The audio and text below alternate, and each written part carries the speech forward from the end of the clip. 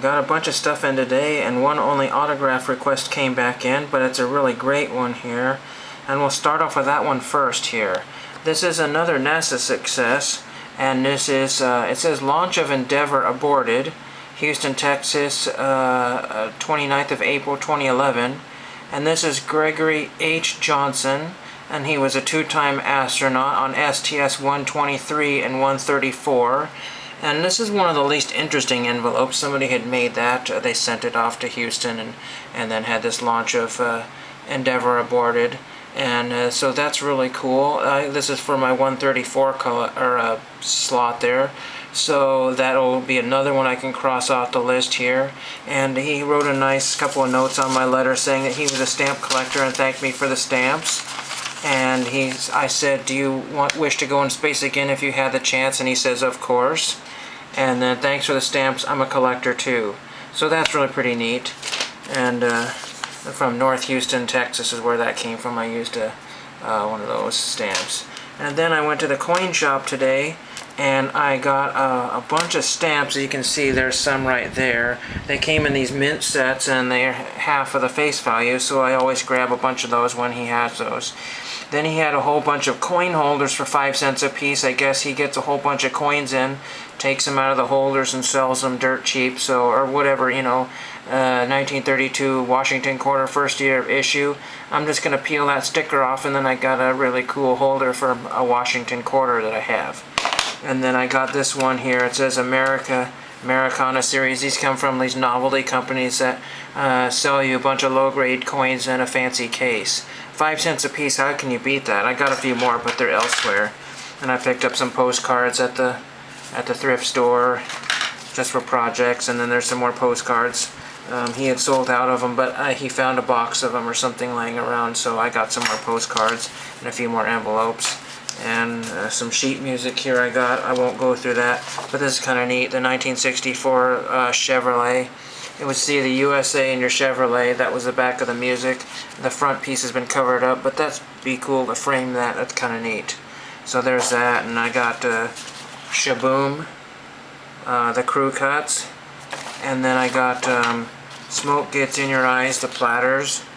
I mean, these don't have a lot of value, and I don't collect a lot of. Here's a George Hamilton IV. It says a rose and a baby Ruth. That's kind of interesting.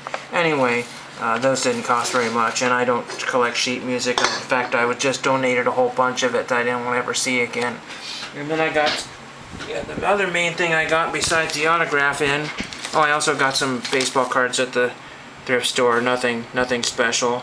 Rick Upchurch and some other stuff there. Actually, I will show this in another video. I got some money at the coin shop, and I may show that in another video. I don't have a lot of time today. Unless well, we'll see. I got some records here. The Pretenders Learning to Crawl. I should have done this in a separate video, but that's okay. I got the Joshua Tree U2, and I already have this, but this would be a great listening copy. It's perfect, and also I have a sealed copy, so I'm not going to open that one. I got Blood Rock 2, and they're from Texas. Shout out to Gary, Texas. Gary Elbow Sausage. Blood Rock is from Fort Worth, Texas. This is their second album, so that's kind of cool. I got Spooky Tooth, and it says, "You broke my heart, so I busted your jaw." Okay, that's real nice.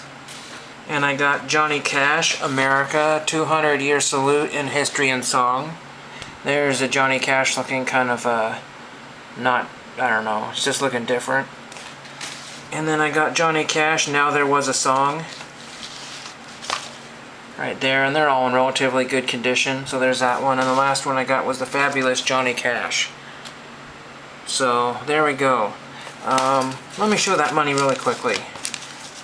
Okay, so I don't have to do 2 videos. These were 5 cents a piece, mind you, 5 cents a piece. The Central Bank of the Philippines from 1949. A lot of these Mexico ones are from like the 50s, 60s, 70s. There's some France money. El Banco de Mexico. I got a El Banco de Mexico. Some of my viewers will probably know what all this means. These are probably greatly devalued because otherwise they wouldn't be 5 cents. There's another one. These are all old. This one's dated 72, 20, I think. Here's the Central Bank of the Philippines, probably also from 49. This is from 49.